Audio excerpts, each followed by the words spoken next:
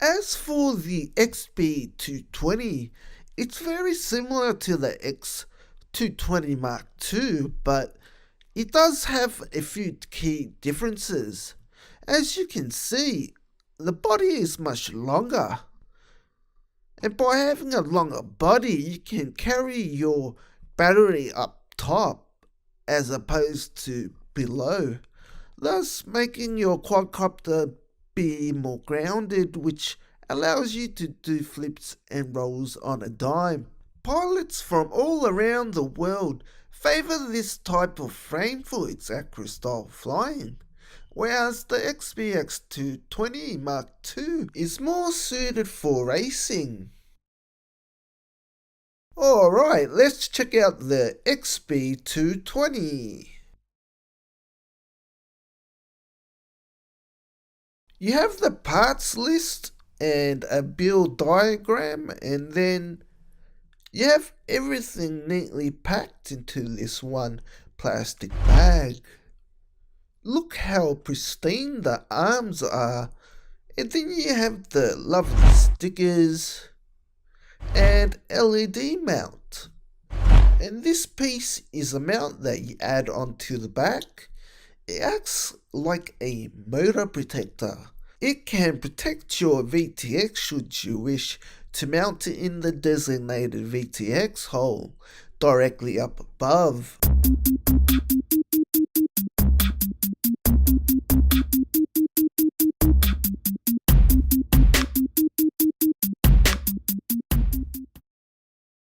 We then have the little standoffs and spacers, and the XT60 with the shrink wrap, wires for the LiPo, and the rubber grommet.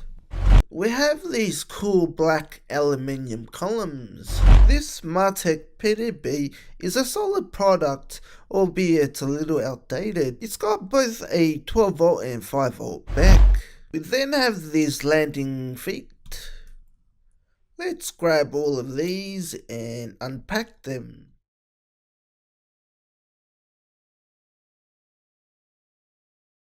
The edges this time look very clean compared to the XBX, and it has 2 holes instead of 1, so you're able to fit all of the motor wires to go through underneath the arms, unlike the XBX where it was difficult with only the 1 hole. There's also a few more screw holes to bolt down the arm so it will make the frame more sturdy. Other than that, there's not much else to say, so we'll fast forward a bit.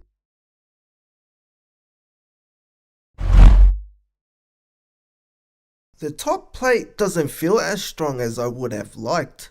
It bends way too much for me, and I'm concerned about the durability in a crash, so it's something to be mindful of.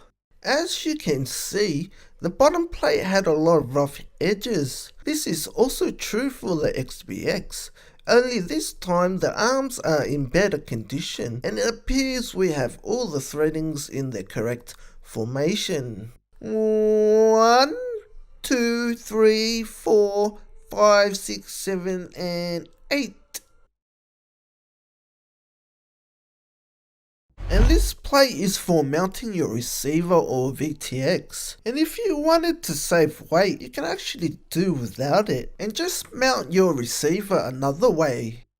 These two are the FPV camera side plates, which is used to mount your FPV cam. They feel really thin, so let's see how durable they are by bending it to see how much it flex. The more it flexes, the weaker it is and the harder it is to withstand an impact at the front. And if you combine it with the weakness of the top plate, then it's going to cave in and you will more than likely break the FPV camera in a crash. Xbee screws are good quality and always come very clean. This little thing is to help keep the arms together underneath the frame. This mount has holes for the VTX and receiver antennas, and this goes on at the back of the frame. And this piece has lots of cutouts for zip ties to easily mount your VTX and receiver on each side. And another mount, this time it's for mounting the LiPo pigtail and giving it a little bit more durability in the midsection. All of these mounts are handy to have and saves you from buying or printing your own 3D printed mounts, as well as giving it a little boost in the looks department.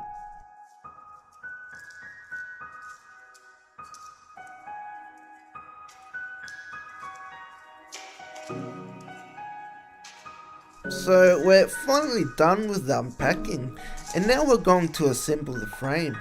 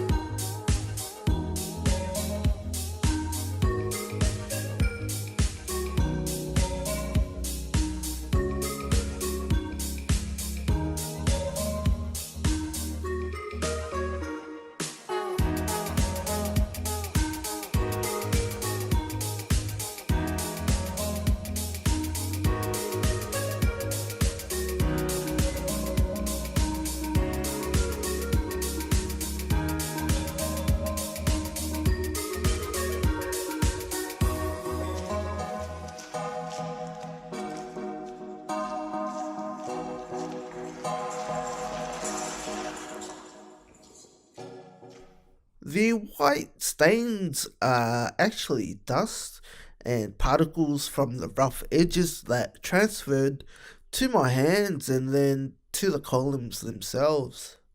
Let's do some measurements before I forget again. And so the top plate is 1.4 millimeters and the side plates are 0.9. The mount for the VTX and receiver antennas are 1.5 millimeters. And the tail protector plate is 1.9 millimeters. And the main plate is 2.3 millimeters.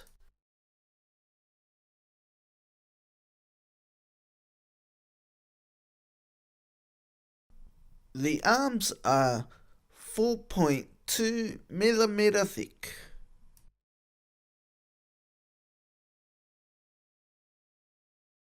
The side plates were a bit of a tight fit, but after a few jiggles it slotted in just fine.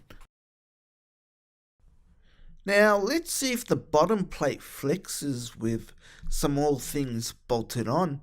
As you can see, it does flex a little, even with mostly everything assembled except for the top plate, which is quite concerning.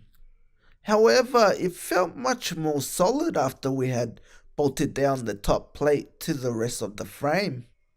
Now let's see how much everything weighs. 115 grams with everything assembled. The screws and the extra add-ons. 115 grams is quite respectable. Initially, the Xbee220 seemed like a worthy entry. However, if you look closer, you find out that the carbon fibre is not quite up to par. There could be a problem with the QC, or if it's just the carbon fibre they're using. But please bear in mind that it seems like none of the other reviewers experienced this with their own frames, but I can only talk about my own experience. So let's see my pros and cons for the Xbee220.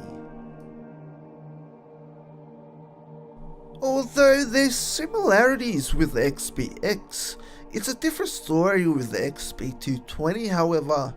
Whereas the XBX only had a few minor issues with the carbon fiber. With the Xbee220 there's really only one negative, but unfortunately it is by far the most important: the quality of the carbon fiber.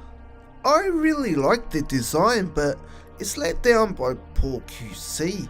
When it comes down to it, a frame can be 5 stars out of 5 in every other category, but if the carbon fiber isn't up to standard, then I'm sorry, I honestly cannot sleep at night if I had recommended it to you, and especially if you've paid $60 USD. These are glaring issues and it's hard for me to ignore, but having said all that, as I've said, to my knowledge I was the only one with these issues. Not only with this frame, but also to a lesser extent the Xbee X. This is why I said that there's possibly a problem with the quality control, so you may have these issues with your frame or not, but for me it's too much to take a chance on. And it wouldn't be right to recommend to you if I would not buy it myself. So now, you must ask yourself, is it worth your money? Whether it's a yes or no, I hope this review has helped you in choosing whether this is the right frame for you. This is Xbee's very first 2 frames and I really think they did a decent job.